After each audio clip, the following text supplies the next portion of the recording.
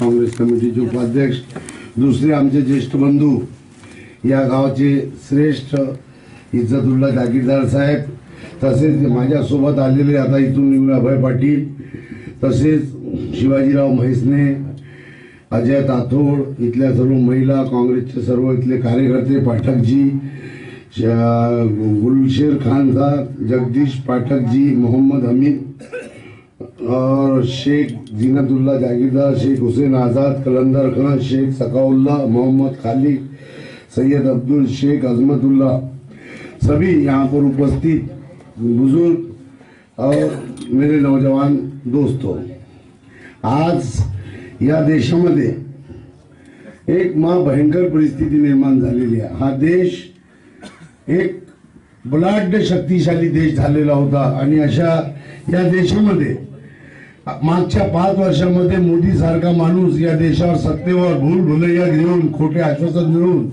सत्ता हस्तगत केली आणि या देशाचं सर्व काही लुटून नेलं, संस्कृती संपवली। या देशामध्ये अनेक जाती धर्माचे लोक सर्व एकत्र, अनेक बोली भाषा बोलणारे लोक एकत्र राहतात। हा देश आगळा वेगळा देश आहे। या देशामध्ये सर्व जाती व धर्माचे लोक एकत्रित येऊन एकत्र गुणीगोंडाने जगतात, पण त्यांना जाती जातीतून तेढ निर्माण केली।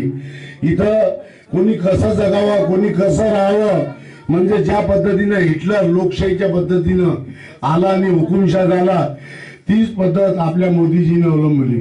अशा परिस्थितीमध्ये या देशाला त्यांच्या या सर्व हुकुमशाहीला थांबवण्याचा काम आणि शक्ती जर कुणात आहे ते काँग्रेसमध्ये आहे। आमचे नेते आदरणीय राहुलजी गांधी यांच्यात आहे आणि त्यांनी त्याला थांबवण्याचं काम केलं आणि या देशाला दाखवून दिलं की या देशाचं संरक्षण, या देशाच्या लोकशाहीचं संरक्षण, या देशाच्या एकता अखंडतेचं संरक्षण, या देशाच्या गंगा जमनी तेजमीचं संरक्षण फक्त काँग्रेस आणि काँग्रेस राष्ट्रवादी काँग्रेस करू शकते।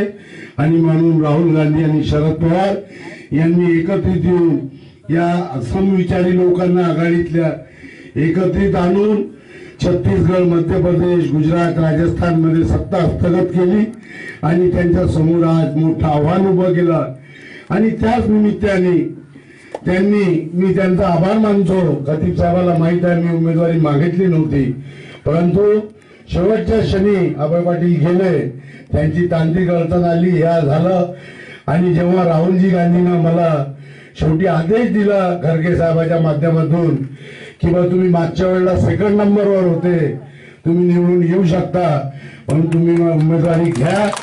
आणि इथं आल्यावर काही लोकांनी त्याचा अपप्रचार केला, तो आमच्या लोकांना काही परत त्याच हवा पसरवण्याचं काम केलं।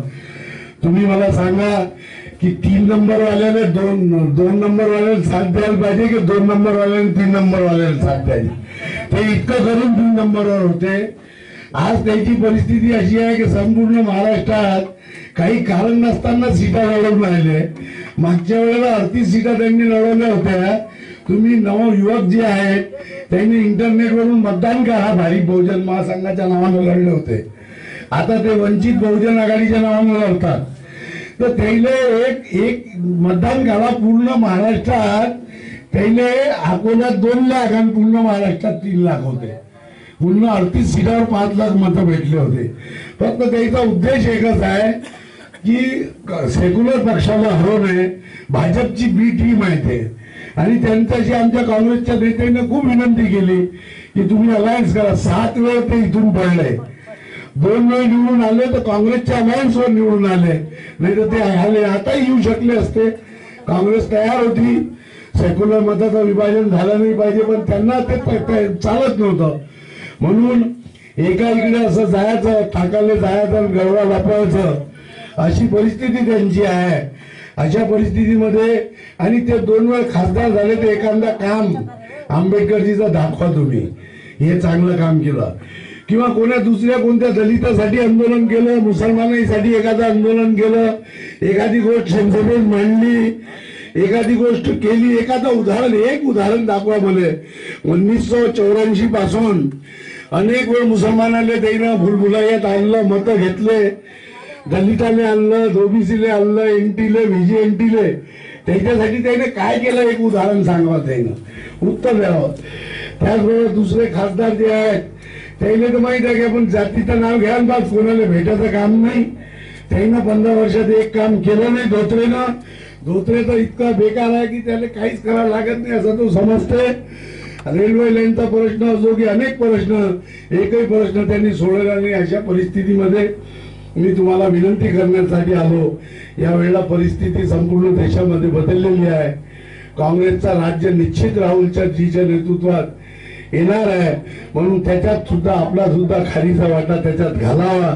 आपण सर्वांनी मला आशीर्वाद द्यावे, दुआ दीजिए और मेरे को ज्यादा से ज्यादा वोटों से आने वाले 18 तारीख को कांग्रेस और राष्ट्रवादी को उम्मीदवार करके जिताइए. इतना करते हुए फिर से आपके आशीर्वाद दुआओं की अपेक्षा करते हुए मैं अपने 2 शब्द समाप्त करता हूँ. जय हिंद, जय भारत.